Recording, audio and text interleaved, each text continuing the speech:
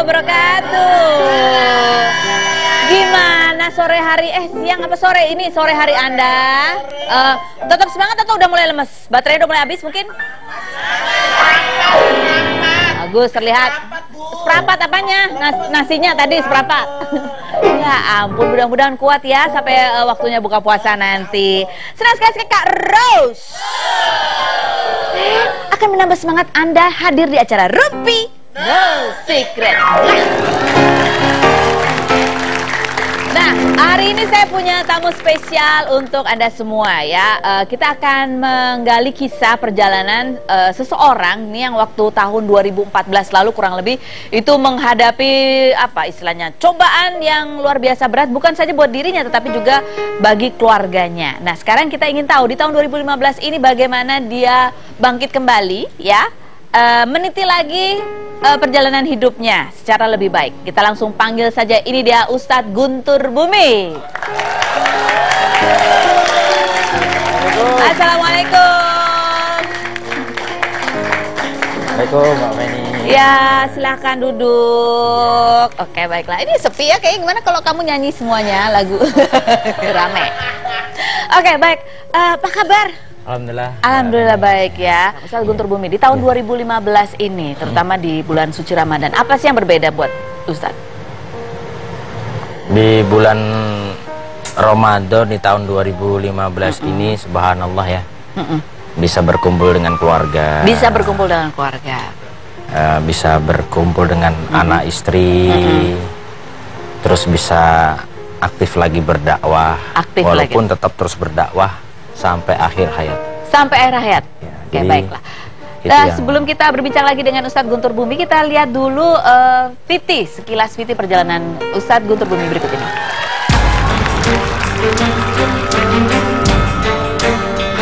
Muhammad Susilo Wibowo atau yang lebih dikenal dengan sebutan Ustadz Guntur Bumi mulai dikenal sejak tergabung dalam program acara pemburu hantu di salah satu stasiun televisi pada 2004 silam.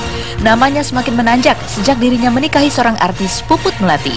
Pada Maret 2014, Guntur Bumi dan Puput Melati resmi bercerai, namun kemudian rujuk dan Puput diketahui tengah hamil muda. Puput melahirkan bayi perempuan pada awal November 2014 tanpa didampingi UGB yang saat itu masih mendekam di penjara. Lantas, bagaimanakah Guntur Bumi kini? Benarkah ia telah kembali berdakwah? Dan bagaimana pula support serta dukungan Puput Melati terhadap dirinya? Saksikan kisahnya hanya di Rumpi No Secret. Menghadapi masalah yang seperti itu gitu ya, bertubi-tubi dan menjadi sorotan media, tentu itu hal yang tidak mudah gitu ya Ustadz ya.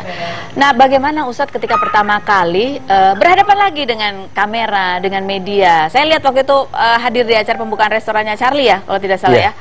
Itu kelihatan banget gitu, grogi. Boleh diceritakan Ustadz seperti apa pengalamannya? Ya, kayak saat ini lagi grogi juga ya. Saat ini sekarang juga grogi ya. Jadi kalau dakwah sih lancar-lancar saja. Mungkin kalau dibilang sih macan di panggung, macan. Udah biasa gitu ya. Tapi kalau di kamera kucing ya. Apa yang paling ditakutkan dari kamera itu apa sih? Lagi adaptasi ya sudah. Lagi adaptasi. Adaptasi mungkin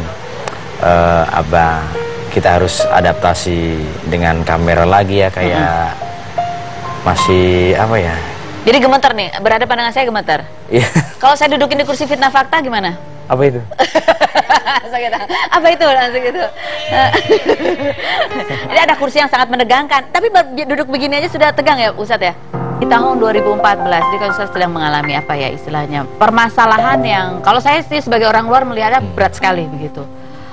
Ustadz sendiri pada saat ada di dalam persoalan itu seperti apa sih kondisinya Ustadz? Benarkah Ustadz sampai harus apa ya, rumah dijual semua untuk membayar ganti rugi dan lain sebagainya? Seperti itu betul? Sudah ada yang mengurusi pada waktu itu ya. Orang namanya saya di dalam nggak tahu ya. Yang penting ada Allah. Hasbunallah wa ni'mal wakil, ni'mal maula wa ni'man nasir. Hanya ada Allah yang bisa menolong dan pelindungnya hanya Allah. Bagaimana kita mengaturnya itu dengan doa, usaha. Bagaimana ya usahanya bagaimana tetap diselesaikan. Setiap manusia kan pasti ada masalahnya. Ya. Pasti Mbak Feni juga pernah mengalami masa yang. Tapi betulkah kehidupan Ustadz pada saat itu betul-betul berbalik 180 derajat? Kalau dilihat dari sisi materi ya? saya nikmatin saja ya. Nikmatin saja. Karena syukurin yang dari Allah itu lebih dari apa yang diberikan dari saat ini. Tapi apa hikmah yang Ustadz resapi pada saat itu ketika kehidupan berubah 180 derajat? Yang saya kerjakan pada waktu itu dengan istri ya, bertawakal kepada Allah. Nangis, sedih, ceria, nangis lagi, ceria lagi, sedih lagi. Pasti ada hikmahnya yang ada. Apa hikmahnya yang Ustadz? Nah, ini di bulan Ramadan ini hikmah yang sangat besar. Apa itu? Bulan yang penuh berkah, bulan yang penuh rahmat, bulan yang penuh ampunan dari Allah Subhanahu wa taala. Itu kami lakukan bersama dengan para teman-teman tahanan itu dengan zikir. Dengan zikir. Ala bi dzikrillah tatmainul qulub, dengan kita zikir kepada Allah hati kita akan tentram. Pasti kan ada tekanan-tekanan. Makanya saat ini kita ada program dakwah penjara atau penjara bersama dengan Mas Charlie, Van Houten, Setia Ben sama Ayah Oong, guru spiritualnya almarhum Ustaz Jeffrey Al-Bukhari. Jadi memberikan motivator kepada mereka, ayo bangkit untuk meraih istana bintang. Karena setiap manusia pasti ada masalah, setiap manusia pasti punya kesalahan, setiap manusia pasti punya khilaf. Apa yang di-sharing oleh Ustadz dari penjara ke penjara itu pasti kan ada sesuatu yang sudah dialami betul oleh Ustadz pada saat itu. Kalau Ustadz boleh tahu, apa Ustadz secara pribadi sendiri melihat permasalahan yang Ustadz hadapi di tahun 2014, kehidupan berubah, berbalik 180 derajat. Apa yang diresapi oleh Ustadz sendiri sebagai seorang manusia dan individu yang menjalani cobaan itu sendiri? Itulah, setiap manusia kan pasti ada ujiannya.